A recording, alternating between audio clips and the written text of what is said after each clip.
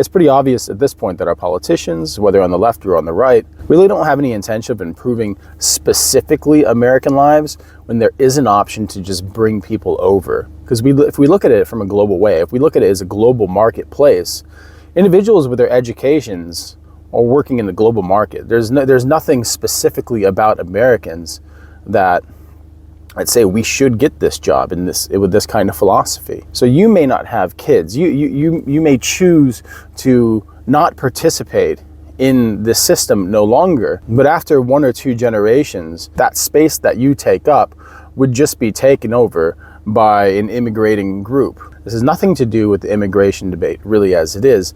I'm just looking at from a hypothetical situation. If the population essentially offed itself by 1/3 in 1 generation, the politicians, I think at that point, out of necessity and their own sense of self-preservation and kind of maintaining power within that system, would need to prop up the system with a new lifeblood. And that lifeblood can easily come from somewhere else. Because while birth rates in the West are in serious decline, they're not so much in other places. And because we have a culture of expectation of the lifestyle, a lot of people from countries who don't have that expectation have no problem popping out a lot of kids. I mean, Americans, yeah, we might have 1 or 2 kids, but a lot of countries that are considered themselves third world, they'll have plenty of kids. And they would love to come to America. And as much as the argument can be made that immigrants coming to America do take jobs, do take resources from American citizens, the population is showing that they're planning to go into decline. And our country is ran by corporate interests with an expectation of profit in the future. Of course, they're going to bring in as much of a reliable working force as possible. If that working force just so happens to have high birth rates and work for much lower wages, really can only be seen as a benefit by those people. Is it cost prohibitive in America to have kids? Yes. Yes, it is. If you want any kind of life. I mean, because of what we expect our lifestyle to be when we have children, to have a house, to have multiple cars. You know, we have our own home. Our grandparents have their own home. Our brothers and sisters, they have their own home. And when we have all the room possible for each child to have their own room. But this wasn't reality when I grew up. You know, we shared rooms, and at some point we had parents who were sleeping on the couch. And this is a typical thing in most of the world. Most of the world has multi-generational homes. Being in Turkey, I was able to see that and kind of, for the first time, kind of participate in what that's like. And you know what? The family bonds there are so strong, and people really look out for each other. And it is a lot easier to pool your resources. So even if we were talking about the most expensive places in America, which are the most expensive places on the planet, you know, if we look at Wyoming, if we look at Jackson, Wyoming, which is the most expensive place I've ever been to. It's like $10,000 a month for a studio apartment or something like that. But when you go into that area, when you see who the workers are, none of them are American. The vast majority of low-earning jobs there are taken up by people from South America, people from India, people from Asia. And these people live in multi-generational homes. So while that may be cost prohibitive, you're like, you know, who has $10,000, $12,000 a month to spend on a place? But if you have your friends, your cousins, your mother, your father, your grandparents, they're all under the same roof and they're all working and it becomes viable. Us, we look at that and we're trained to respond like, that's disgusting, that's wrong, this is poor immigrant behavior, but it's not. That is how people have always lived. It's so bizarre, and it's only something that's really happened in the 1950s or 1960s that people are expected to go and buy their own home and live in it just them and have their kids, and that's it. In America, starting a family is seen as an escape from family, an escape from responsibility of family. You're like, now I have my family, that's it. Now I have my children, I have my wife. Screw everyone else, I'm on my own. This is not a normal thing to the globe. This is not a normal thing to the rest of the world. Is having kids a privilege? Yes. And it's amazing privilege. Is life easier without kids in this world? Absolutely. And everything is kind of points you in the direction that you shouldn't have kids. But sometimes you have to fight against the current to get what's right for you. And if you want kids, or if you ever dream about having kids, you know, there's a time for that. I waited a bit longer. I'm 39 years old and I'm having my first kid right now.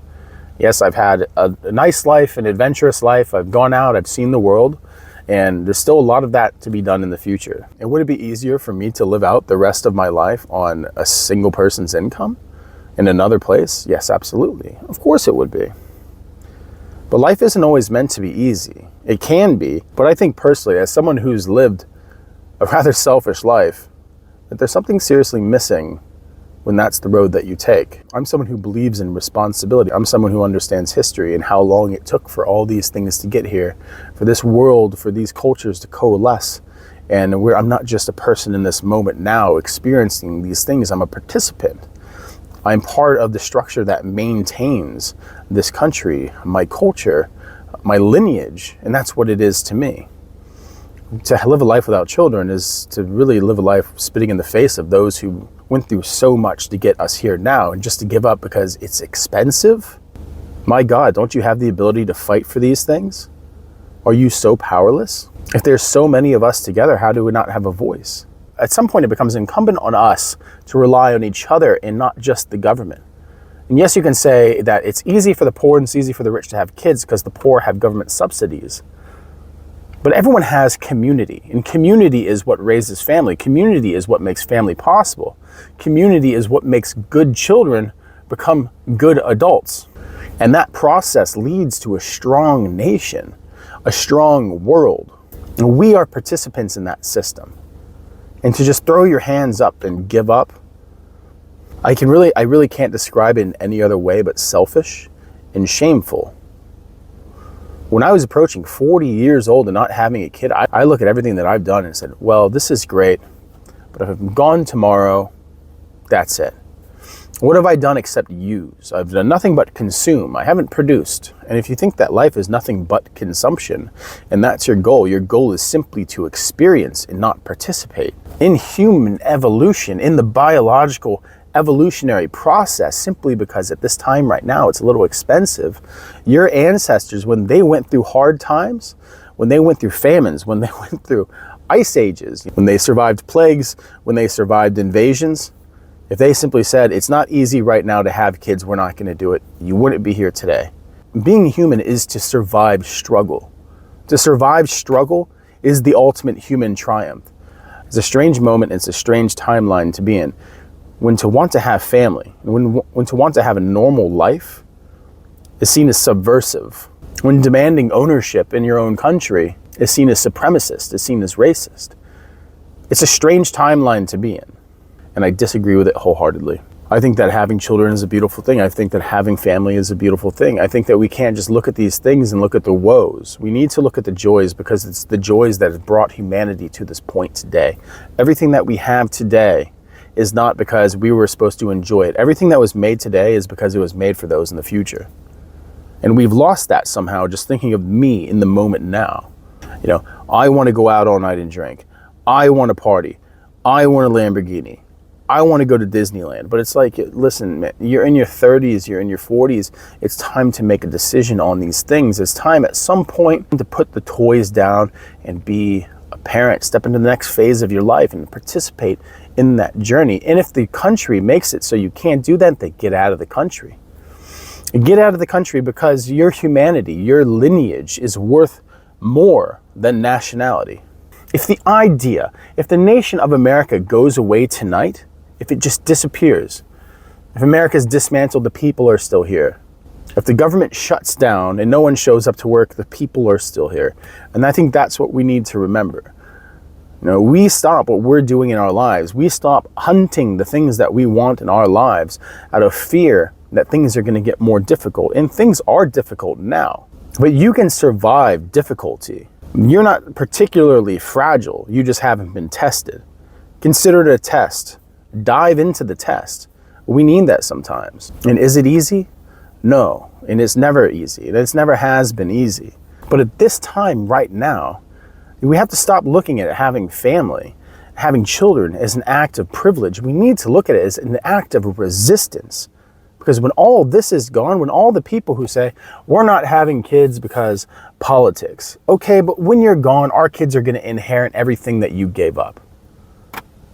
Have kids for the future. You know, I think one of the most dangerous things that we fall into now is some kind of nihilistic footing where nothing in the world matters anymore, because in the moment we're economically stymied. But as I say in most of my videos, you're not stuck in one place now. You can go, you can leave, you can find a place, you can find a way.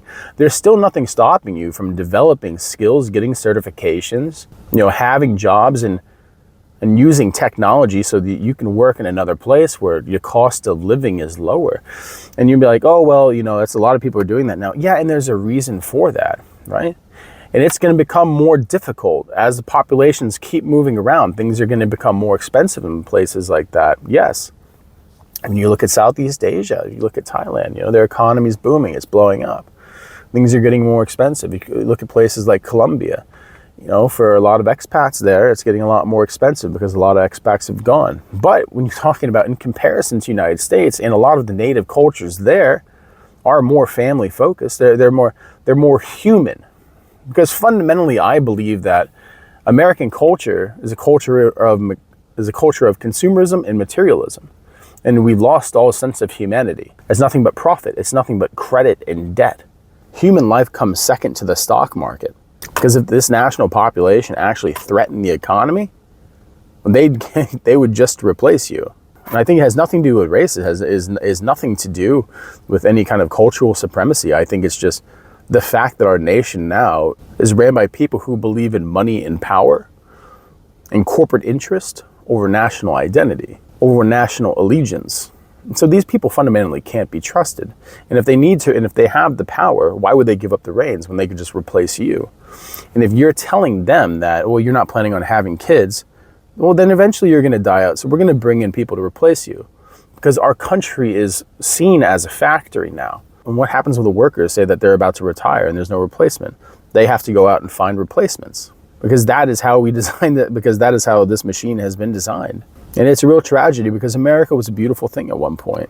The idea of America, the project of America was beautiful. And in some ways, there's still a lot of opportunity. But in identity, I think it's lost. And sadly, really the only way to fight back is for a resurgence in family. And for people to kind of step up and say, no, this is our land. These are our jobs. Really, I believe the only kind of response at this point is a kind of ardent nationalism. And while that might be a cure, I think that that could go quite wrong quite easily, because you do have a transitory population in the United States that is quite substantial. And what happens to them when their survival is threatened? Because they'll have no other choice but to act out of necessity. It's a fascinating conversation, and there's really no easy way out of it. And I don't think that it truly is looking at it as, a globalist versus nativist perspective. I think the difference is really corporatist and humanist. And I have to be on the side of humans on this one, because I don't see my homeland as a factory. I don't see it as simply a marketplace. And I don't think that in our heart of hearts, as much as we may politically disagree with one another, that any of us do. If you're a kind of self-sabotaging nihilist who wants to see the end of our country, then I really can't talk to you. There's really nothing to debate with you. You've chosen essentially to be an enemy. And so be it. But many of us haven't given up. I may talk about going to other places, and yes, I love living in other places, and I will. And I don't think that these changes that I talk about, and the changes that we're experiencing, these are slow changes, and there may be drastic markers.